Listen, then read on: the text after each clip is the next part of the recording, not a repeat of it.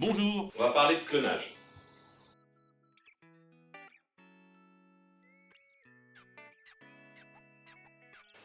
Dans le cloud public aujourd'hui, c'est la méthode qui est la plus massivement utilisée dans le cloud public. Le cloud public, en fait, a un certain nombre de critères très importants, comme la vitesse de fourniture d'un environnement. Si je vais chez Amazon pour commander ma VM et que j'ai besoin d'1 heure pour l'avoir, je peux être tenté d'aller chez quelqu'un qui me la propose en une demi-heure. Est-ce que ça a un réel intérêt? Peut-être pas, mais c'est la réalité. Pour autant, dans un contexte de cloud privé, on peut se poser la question de savoir pourquoi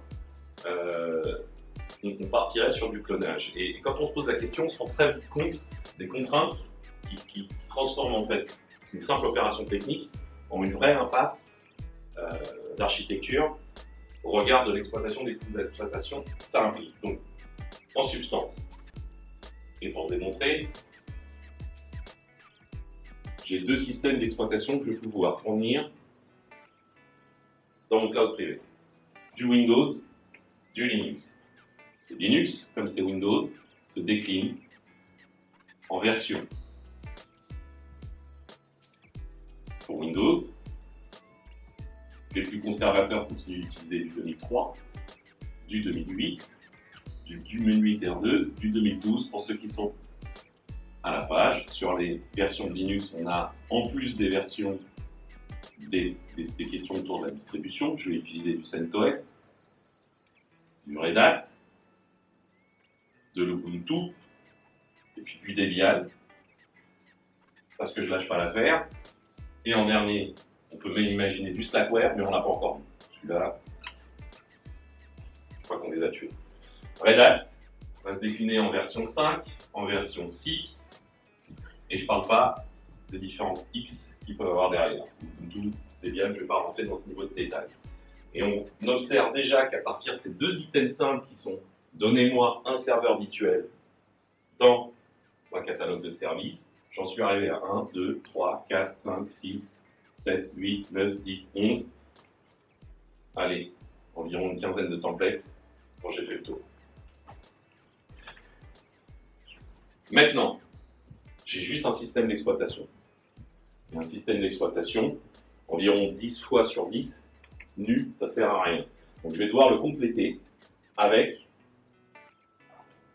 du middleware et de la base de données. Sur 2003, je vais instancier par exemple pour de la base de données du 2005 sur SQL, du 2008 si je ne dis pas de bêtises, du 2012, etc. Et je vais les décliner pour chacun de ces OS.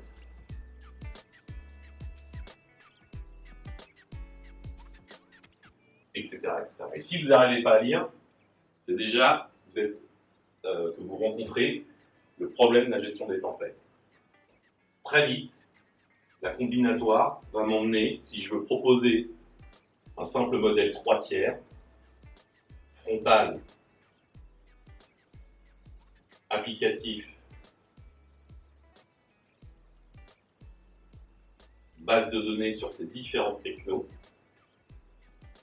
à quelque chose qui est de l'ordre de 200 templates clonables à fournir. Et ce que j'ai gagné, c'est 3 minutes versus 1 heure quand on construit le système d'exploitation de façon complètement automatisée, avec tous les middleware dont on a besoin. Donc quand on doit se poser la question, c'est cette question-là qu'on se pose. Qu'est-ce que va me coûter la gestion, l'exploitation, la mise à jour de chacun de ces templates? L'impact est très simple. J'ai une mise à jour de sécurité sur 2008. Je dois mettre à jour sur ces 200 templates tous ceux qui contiennent Windows 2008.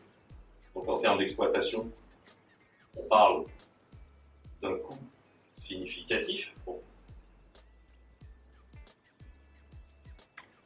utiliser un terme qui n'effraie personne, versus une automatisation complète où je vais gérer chacun des composants de façon unitaire. D'accord? Donc, quand on est dans un exercice de combinatoire,